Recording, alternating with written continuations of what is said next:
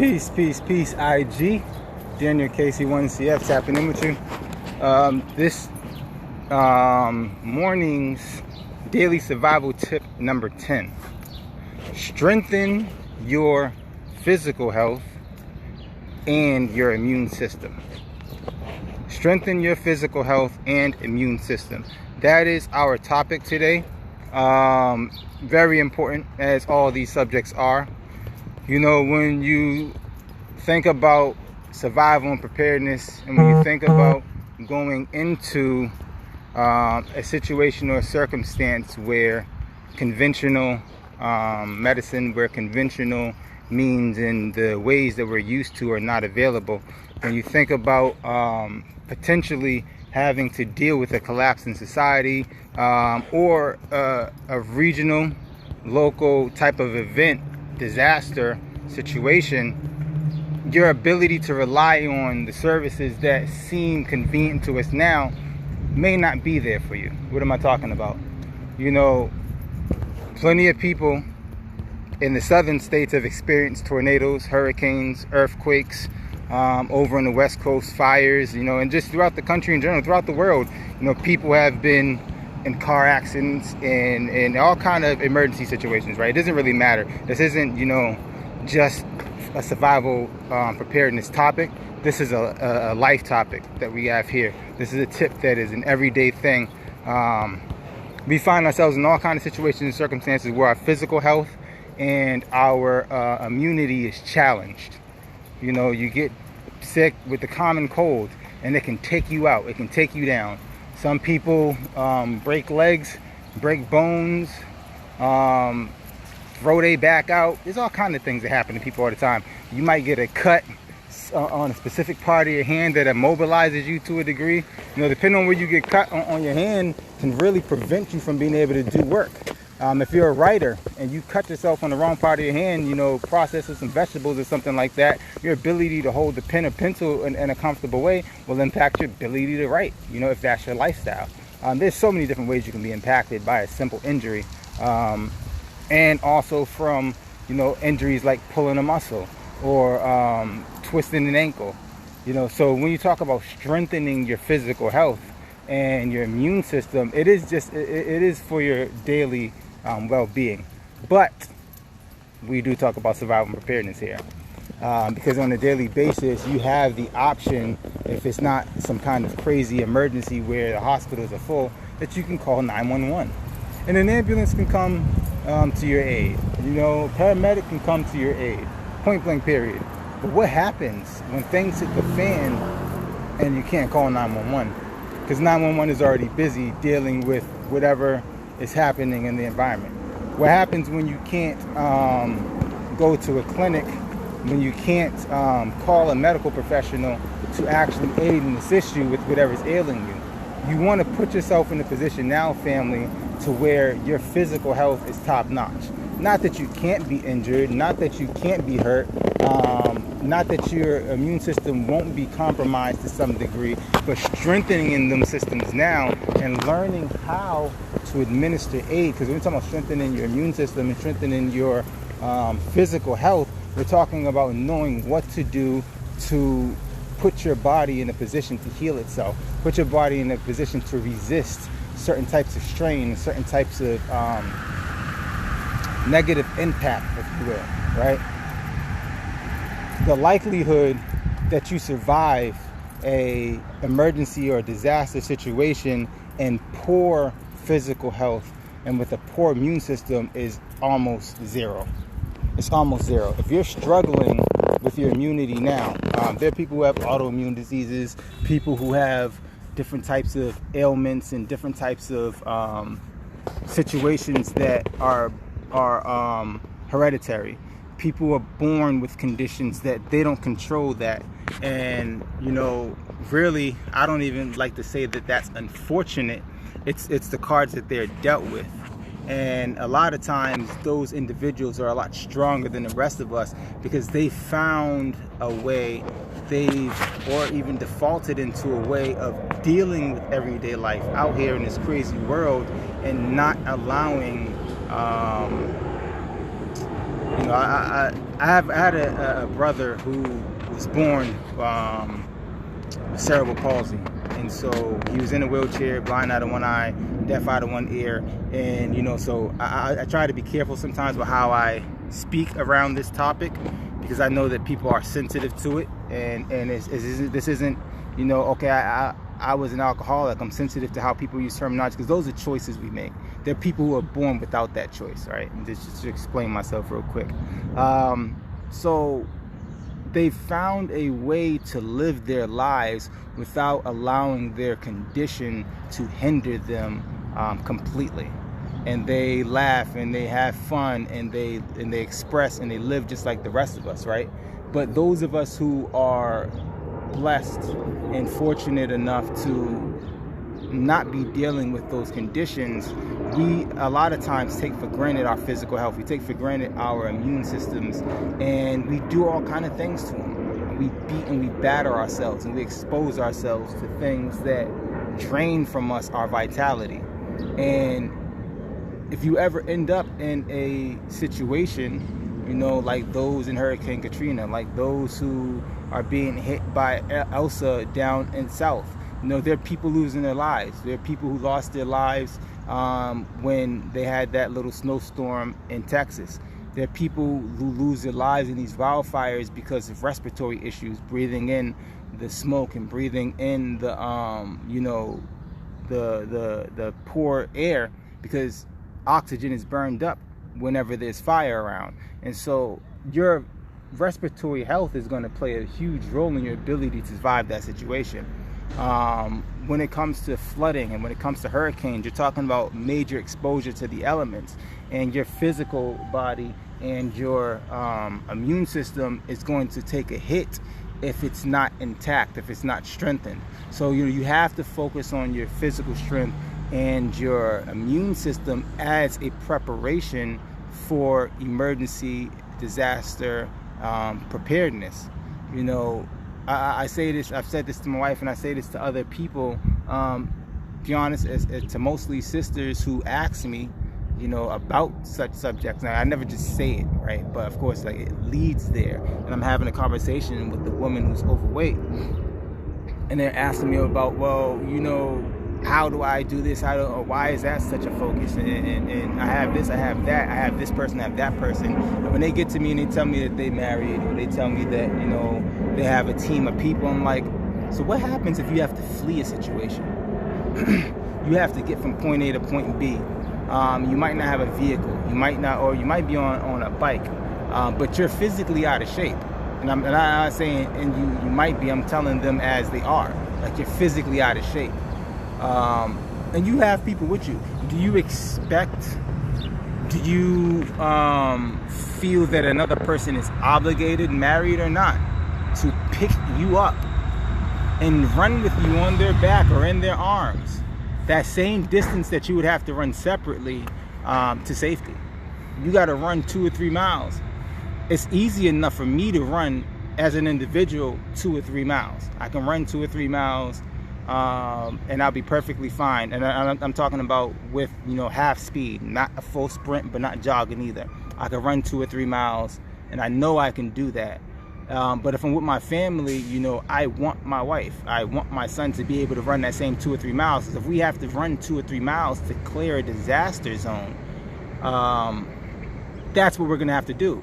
Now, for me to pick up my wife, if my wife only weighed 50 pounds, to pick up a 50-pound sack of potatoes and run with that on my shoulder is going to severely slow me down. Can I do it? Yes.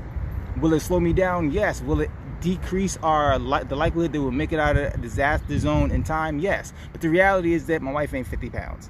And if she was only 100 pounds, which would be extremely light for any full-grown human being, unless you're like really short. My wife is not short.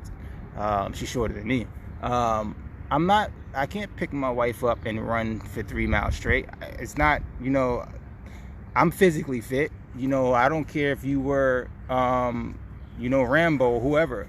That's going to be tough for him, for anybody, to pick somebody up. And I try to put that image into their minds, because it's like, you have to get in shape. You have to do something to get physically in shape. And then what about the child? You have a family, your spouse, and children, and you got to run. You got to mobilize yourself on foot to evade or get away from something. Or even just fight. You're not running, say just fight.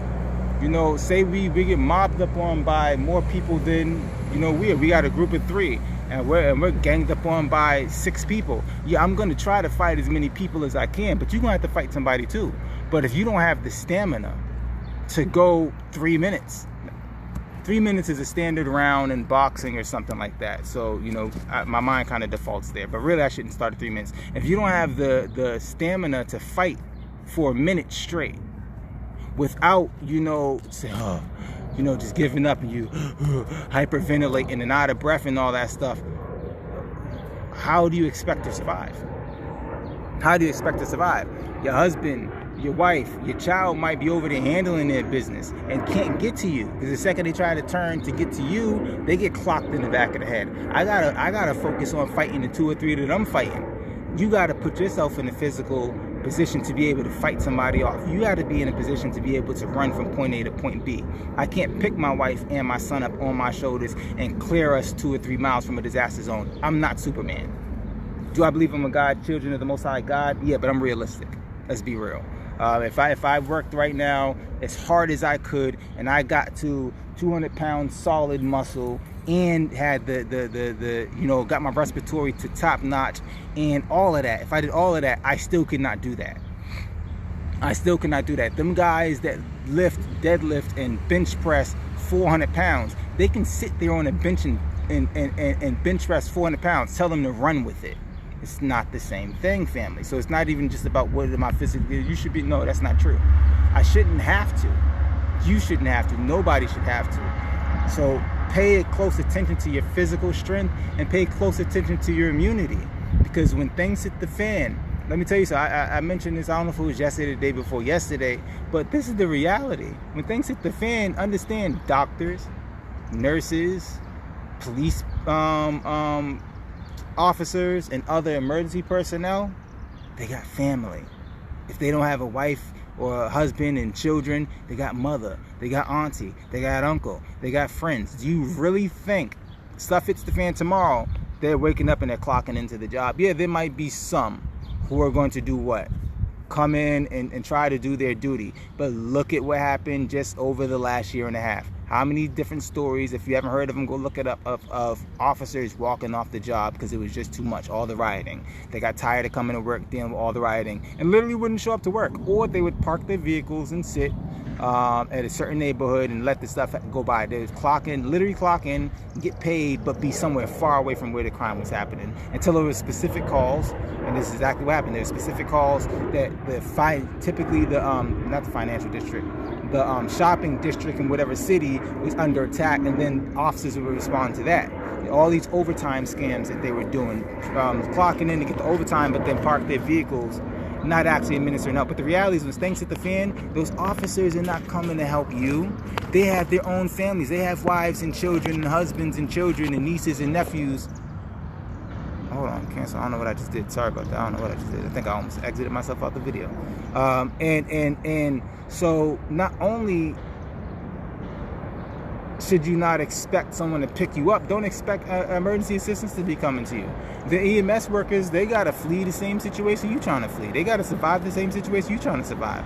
I don't expect for there to be some kind of major collapse of society and go to a hospital, and the hospital is going to be, first of all, overwhelmed with people coming into the emergency room or whatever have you, but they're not going to be completely staffed. You can't point to a hospital or rarely any business that is completely staffed. Like, it just doesn't exist right now. There's so many people unemployed, but look how many jobs are actually available, which means people don't want to work. They don't even want to work. Like, this is the only, this is unprecedented. Unemployment is through the roof. Unemployment is through the roof, but everybody's hiring, which means no one's looking to work. If no one's looking to work, what makes you think that, you know, things hit the fan? Oh, shoot, we got Taylor in the building, Sister Taylor. Thanks, sis. I'm happy you showed up. I haven't seen you on the live in the grip. But so don't expect to be able to go into an emergency room when things hit the fan and you're gonna get attention. No, put yourself in a good physical condition. Get your immunity built up. Again, I'm sorry, it's very unlikely that your man, as brave and as strong as he might be, is going to be able to pick you up and run 3 miles with you. That's very unlikely. And then you got children. Should I pick up the children and run and leave you behind? Should I pick you up, run, and leave the children behind? I can't carry everybody. How does the man solve that situation? You can't put it on the man. The man can't put. I definitely don't expect my wife to pick me up and run 3 miles with me. It's just not even realistic. It's like, no, I'm not gonna tell my wife, you have to pick me up. No, I'm gonna say, go. I should have been putting myself in a position to run 3 miles, right? Because it could be the vice versa. Sister might be in shape, and brother just lazy as heck. And hopefully, I'm not speaking to somebody who has an actual condition that they didn't allow themselves to fall into, because there are people in that situation, overactive thyroid and all kind of other things, where people are literally obese because of a health condition. That's a reality. But that person should be thinking, now, how do I meet and overcome that obstacle? Well, you need to have a vehicle, and that vehicle needs to be something that does not rely on gas. It should rely on either hybrid, it can use gas or electricity, or the best option for survival and preparedness, and because this is key, is a bike. Get a bike and get into biking. When things hit the fan, this is an extra. We're talking about strengthening your physical and your immunity, right?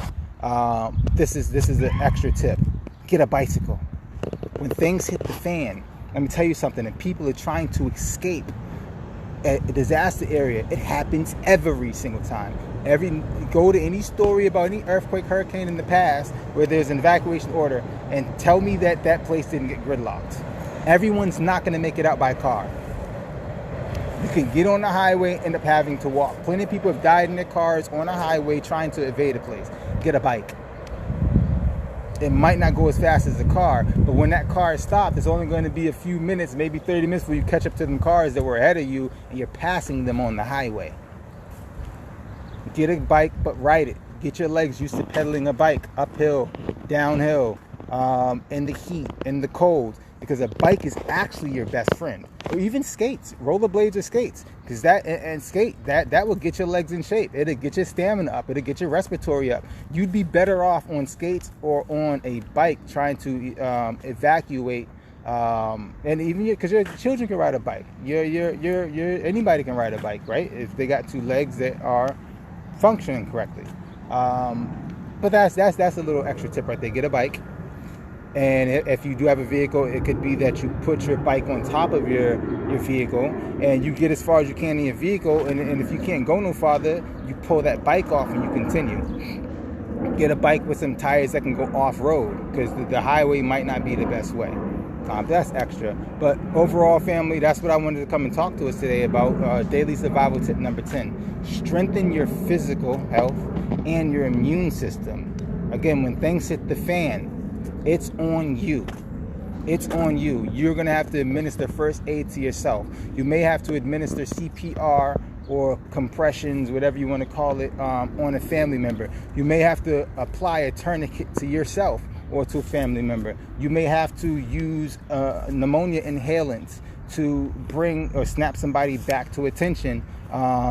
But you have to know that to have those things. Those pneumonia inhalants are key. They keep those in ambulances and stuff. When they get to the scene and somebody's dealing with something, and they want to keep them conscious. You ever heard them say, no, don't go to sleep, stay awake, don't go to sleep, man. Because if you fall asleep with certain head injuries and something like that, the likelihood of slipping into a coma is actually, it's more likely. And so those pneumonia inhalants will actually, they breathe that stuff in and it will cause your heart to race and pump blood and keep you awoke, right? Having something like that in your purse as a parent is cool. Something happens to your child, they fall out and get knocked unconscious or something like that, it will snap them back into consciousness. And if it doesn't snap them back into consciousness, this stuff is so strong that basically if it doesn't snap them back into consciousness, you know they're dealing with some kind of serious brain injury or trauma, because those things are designed to And they're smelling salts. That's another smell. You might be familiar with the term smelling salts. They're designed to do that, to snap you back into consciousness. But yeah, you're gonna have to be able to do that on your own. It's 100% precedented. This is an everyday occurrence across the planet. Some kind of adverse weather event, some kind of political or social uprising somewhere on the planet. People are being displaced, there are riots, there's wars, and people are dealing with this situation all the time. They can't get professional medical help, and it's the people in the immediate area that are administering aid to one another. Hurricane Katrina was the case. And every other hurricane that happened in the South where people died, and someone dies in all of them. That situation where the building collapsed in Florida recently, they found a few people, like literally a small percentage of those people. It took days for them to find certain people. There's still people missing in that rubble. You know, there might be someone alive. It might have been somebody alive in that rubble for a few days. How are they faring? Your ability to live 2 or 3 days under rubble. Some of us think we can't live right now and fast 3 days straight. If you don't feel like you can do that under your own control, you know, how do people do it in an emergency situation where they might be bleeding and actually physically injured, and they're living with their bodies under stress for multiple days? So don't tell me you can't do it and you're trying to do it, right? But if you practice it ahead of time and actually put yourself and condition yourself to default into that situation. Again, this is the difference between being deprived and practicing abstinence, abstaining from food for an extended period of time, which is a choice. Being deprived is not a choice. If you can choose to abstain from food for an extended period of time, and it's there in your presence and you have the option to eat it, if a time ever comes to where it's not available, it's going to be that much easier to go without. So same thing with strengthening your body and your immune system. Stress it out. You know, stress test your immune system. But strengthen it, eating the right foods, because I have to give solutions, right? Eat navy beans. Eat whole vegetables. Unfrozen, uncanned. If you can, go get stuff fresh from the farmer's market and prepare it yourself, but don't overcook it to where it's soggy.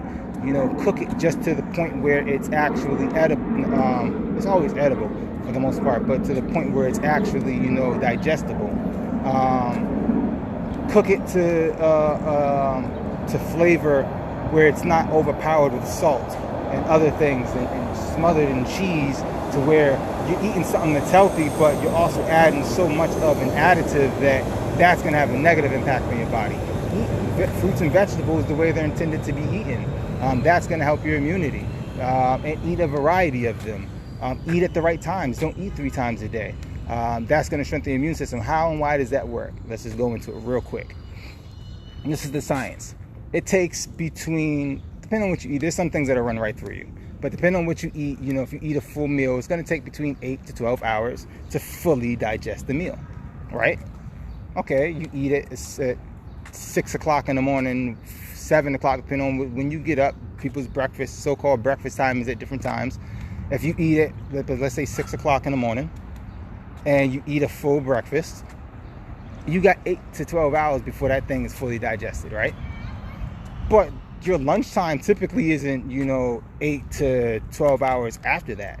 It falls within that window. So you haven't fully digested that meal, and then you eat the next meal, and you're currently trying to digest 2 meals at the same time, overlapping, and then you have a third one. If you're the common person that eats 3 meals a day, same thing, in less than 8 or 12 hours after that second meal, your digestive system never stops. There are 3 systems that are designed to never stop. The heart beating. You can't stop your heart from beating. Well, you can technically, but you'll die, right? You can't stop your heart from beating. It's going to do it on its own. It's involuntary. Same thing with breathing. You can hold your breath only for a certain amount of time, and it is going to have an impact on your body, right? But that is involuntary. You just breathe. You don't have to think about it. It just happens. And then brain function. That just happens. And the brain is controlling all the rest of that, right? The only other system in your body that can go 24/7 without you really thinking about it. Now, you contribute to it, but without thinking about it, is your digestive system. You can, if you think about it, put yourself in a position to where your digestive system stops by not eating for an extended period of time, right? But the reality is, once you chew and ingest food, you can't stop that process. From the second you decide to swallow something, you can't stop the digestive process until it stops on its own. It has to go through the full process. You don't control it once you've eaten something. So if you eat 3 times a day, your digestive system is literally working just as hard as your heart, your lungs, and your brain. Now just follow me for a second. The body has 100% power. Like, everybody's energy might be different, but there's a cap to where your energy is at, and it's distributed amongst your different body functions. But because the brain, the heart, and the lungs are constantly working, there's a minimum amount of energy that each one of those systems uses. Subtract that, let's just say, for understanding's sake, let's just say each one of those uses 10% of the body's full energy if the body was constantly at 100%, right? That's going to bring you down to 70% functions used to do all the other things in your body needs to do: digest food, heal itself, move and walk, and use your actual physical body to interact with this environment, to laugh, all of that good stuff. If you eat and you put your digestive system in a constant state of digestion, right? Just follow me. Now again, brain, heart, lungs, 10% each, you're down to 70. The digestive system actually takes more energy to run than the brain. The digestive system takes more energy to run than the heart. The digestive system takes more energy to run than breathing. Those things don't use a lot of energy compared to the digestive system. Once you start digesting food, it activates everything else. There's breathing involved in digestion. Like, it puts a stress on. It's a natural stress, but it does put a little bit of work on your respiratory system. It puts a little bit of work on the brain, because the brain has to chew. The brain has to tell the body what to do in the whole digestive system. It puts work on the heart, because the heart is controlling the flow of the blood, and the blood is directly related, or what you eat has an impact on the blood, because the blood is absorbing the minerals and the nutrients from what you're eating, right? So the second you decide to eat, not only are you starting another system that won't stop, that you can't control its energy, it's using more energy than the other 3 systems individually. So it might not be using 30%, but it's using more than 10%. So let's just say, for argument's sake, it's using 15%. You go from having 70% left of energy to go to all your other bodily functions, and that goes from 70% down to what? 55%, if you add 15 for the digestive system. So you only have 55% of your body energy used to facilitate healing, to facilitate everything else you're doing. And this is actually what's happening when you deal with the itis and you overeat and you get so full that you feel slow. You actually feel like, you're tired. What's happening is that you eat so much food, the body has to distribute or take energy from other bodily functions. And honestly, believe it or not, it takes it from the brain. It would take energy from that and tell it to go and aid the digestive system of forcing this heavy meal through the process, because you're overeating. And that's why you start to feel tired, because the brain is saying, no, okay, let's allocate some of that energy from healing. Let's allocate some of that energy from dysfunction, give it to the digestive system, and let's go to sleep, so that we can facilitate digesting this over abundance of food that we just intook. That's what you're dealing with. That's why you feel tired and all of that when you get the so-called itis. That's why they call it niggitis. It's really black people are the only ones that really eat like that, as a cultural thing.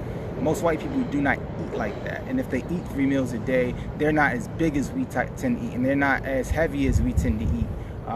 With all the fried and all the extra processed foods that the body has to accommodate for the chemicals and the things that are in those processes. So now this is the flip side to it. When you a person who is eaten that way your whole life, because you don't know no better, and have literally been living, whether you realize it or not, if you ate 3 meals a day every single day for your whole life, your digestive system has not stopped running since the first time you ate 3 meals in one day. There's no way for it to have stopped running, whether you feel it or know it or not. It's constantly working. when you fast, after that last meal that you eat, when that last meal is fully digestive, the digestive system stops. The stomach isn't going, the saliva glands aren't going, your esophagus, everything else stops. The energy that the body uses to digest is redistributed through the rest of the body to optimize those functions. That's why you heal faster when you're fasting. That's why you think clearer when you're fasting. That's why you feel better and more woke when you're fasting. Whether you feel the hunger pangs, whether you feel the soreness or the headaches, which is literally, you can feel the sugar leaving your system. It's an actual withdrawal, and it's not just meaning sugar cakes and stuff, but if you eat a whole lot of starches and heavy meals and stuff like that, all that converts to sugar in the system, and you feel that sugar leaving the brain and your nervous system. That's where the headaches come from. That's where the aches come from. It's literally you feeling the withdrawals. But when you're fasting, all that energy that the body was using continuously, and you got so used to it that you didn't realize it, it just feels normal. How you're functioning under optimal energy, and then you get it back all of a sudden. You're like, damn, I ain't eaten in 3 days. I feel good. Like, I feel better. Your joints don't hurt as much. Yeah, and you literally do become more alert. That's real. If you haven't tried it, I suggest you try it. You're going to feel more alert. You're going to heal quicker. That's nothing. You actually heal quicker. Why? Why is that happening? It's literally because the energy that you are digesting food with is redistributed to the body. The body saying, no, okay, cool, we got a little break. Send that energy from the digestive system, send that to the bloodstream, because the blood has to go, it goes to the areas that are inflamed or have a degree of inflammation. Anywhere you're injured, there's inflammation there, whether you know it or not. It doesn't always show up in the form of swelling. It could show up in the form of heat. But blood is rushed to any injury site, whether it doesn't have to be a laceration, it could be internal injury, because the blood cells are what replace dead tissue or injured tissue. They form into that muscle or into the joint that it's healing. It kills off the negatively impacted cells and replaces it with the new ones, or with the new red blood cells. So it's saying send X amount of energy to the bloodstream so they can focus on these pain points, right? And it heals itself. It says, okay, we can give some energy back to the brain now because we've finally done digesting. You start to think clearer. You start to when those aches start going away and you start to think clearer, your overall health increases because there's a certain morale that comes with not being in pain. When you've been living in pain your whole life, there's a certain morale that comes from not being tired. When you find that I'm always tired, I just never feel like I have enough energy. People who say that don't realize it, but it's because that energy is actually being fed into the immune system. So when we talk about strengthening your physical health and your immune system, a lot of that's going to have to do with your diet, family. I hope I didn't lose you all on that, on breaking down that whole thing. But like, I'll go and I don't, have a real set schedule for it, but I'll just randomly not eat. No, I'm not going to eat. Or I'll eat very little. Nope, I already ate, an apple at lunchtime at work. Well, I get on my laptop during the lunchtime. Like, I don't actually have a lunch. I might eat an apple. Most times I just get on my laptop and do some work. But if I do eat an apple, I'll tell myself I'm not going to eat anything else. Sometimes I do snack at night, but for the most part, I eat very little. If you take the amount of food that I eat and on a regular daily basis, it doesn't equal up to most people's one meal, whether it's breakfast, lunch, or dinner. What I eat in one day does not add up to a person's individual lunchtime, dinner, or breakfast.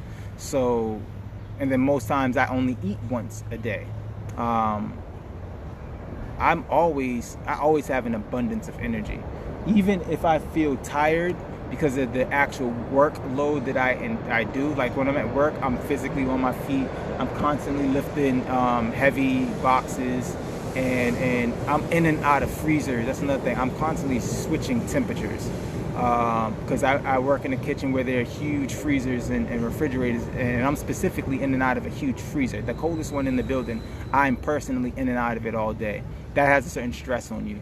I'm ordering and working with volunteers, lifting heavy buckets of soup or rice and stuff like that, because we get a lot of elderly volunteers and even children volunteers that can't lift that kind of stuff. So I'm constantly using a lot of physical energy in my job, actually. And it's hot. I'm coming out in the kitchen and it's hot. and then I'm entering into a freezer, and that has a toll on the body. So I always use a significant amount of energy on a daily basis. You know, I do landscaping work, so if I get a job, I don't take on too many new jobs, but like old clients when it comes to that.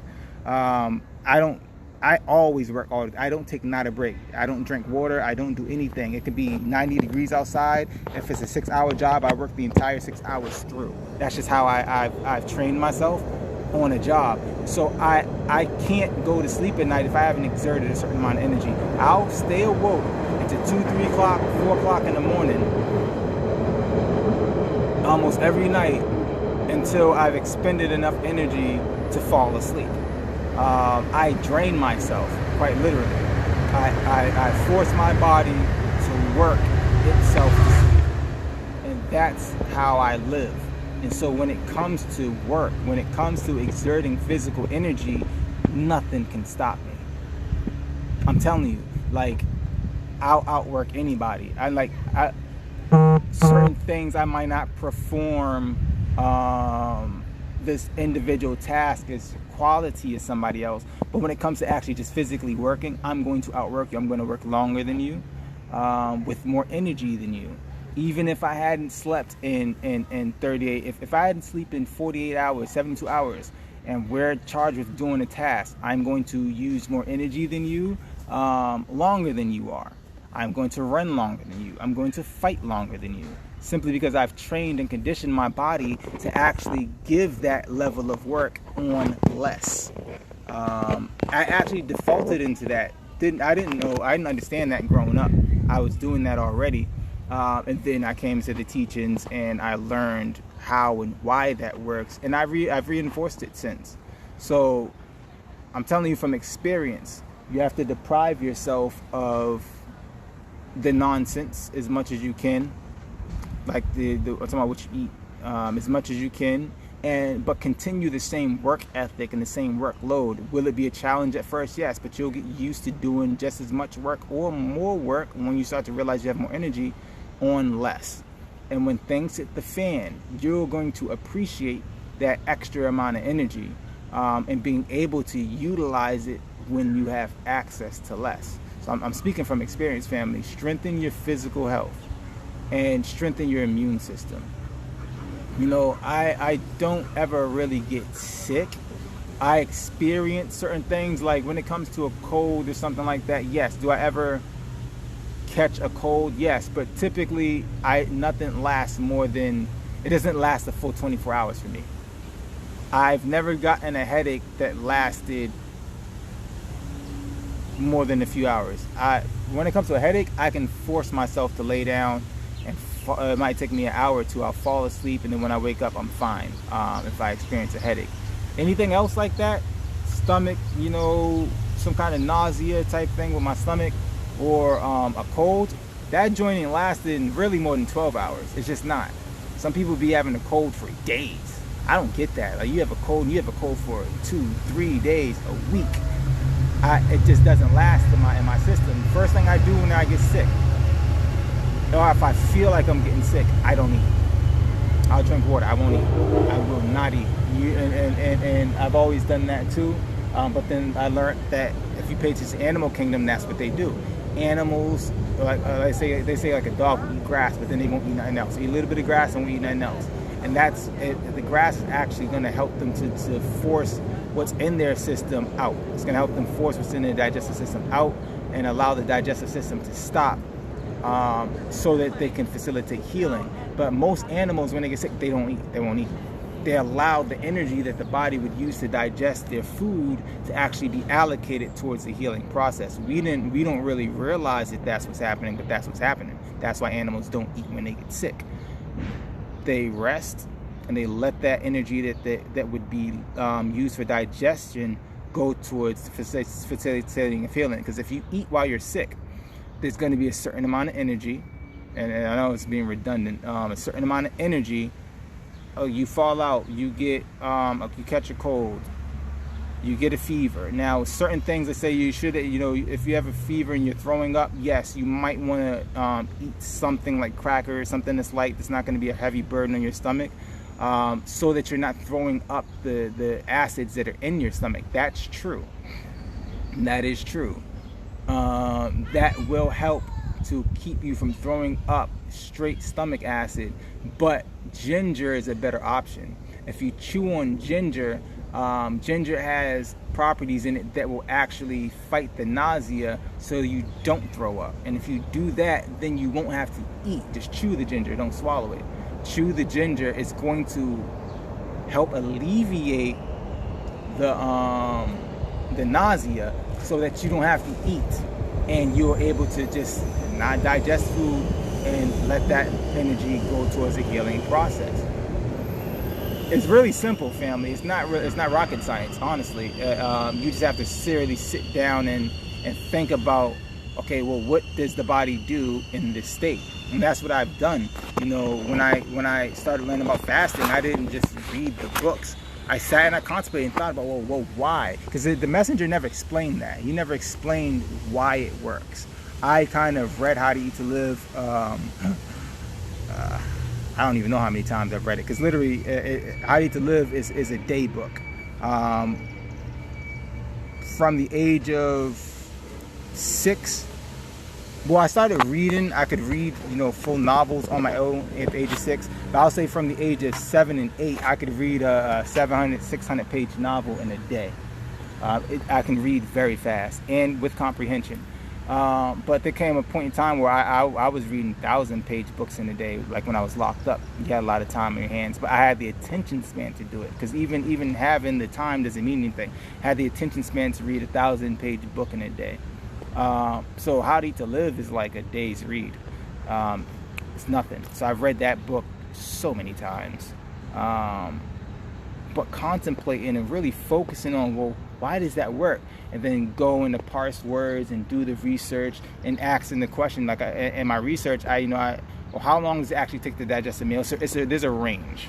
It's the range. If your body has a certain reaction to certain foods that it goes right through you, that's that food, a specific type of food, or groups of food. Yeah, but really a full meal is going to take 8 to 12 hours to digest. Do the math. There's only, if you eat 3 meals a day, well, there's 24 hours in a day. So that's 8, 8, and 8. Point blank period. You're going to be digesting for at least 24 hours, sleeping or not. And then I looked at, okay, well, how much energy does it take for the body to digest a full meal? And then I learned that no, it actually, once you start digesting a full meal, it takes more energy to digest that meal than it takes for the body to pump blood through a system. It takes more energy to digest a full meal than it takes for your body to continuously breathe. It takes more energy for your body to digest a full meal than it does for your regular everyday thinking and operation of the brain. So when you're not digesting food, all the energy goes where? It's allocated back to the rest of the body and its functions, and the brain knows what to do. It knows that you're hurting here. It knows that you're tired. It knows that you've been foggy and all that kind of thing, and it sends that energy back into those functions, and you feel better overall. But I know I just went into a lot with that one. I didn't intend to actually say all that, but the reality is it ties perfectly in with this topic. Survival tip, daily survival tip number 10: strengthen your physical health and your immune system.